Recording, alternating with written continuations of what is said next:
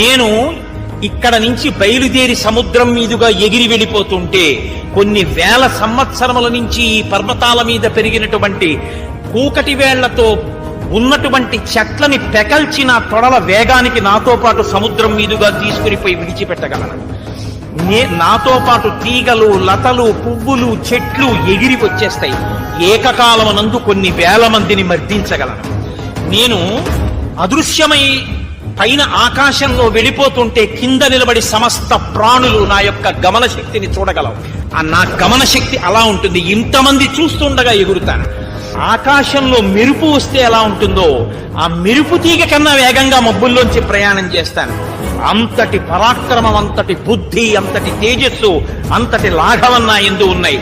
నేను వెళ్లి సీతమ్మ తల్లి దర్శనం తప్పకుండా చేస్తాను. చేసి మళ్ళీ 100 యోజనములు తిరిగొచ్చి మీ అందరికీ శుభవార్త చెప్తాను.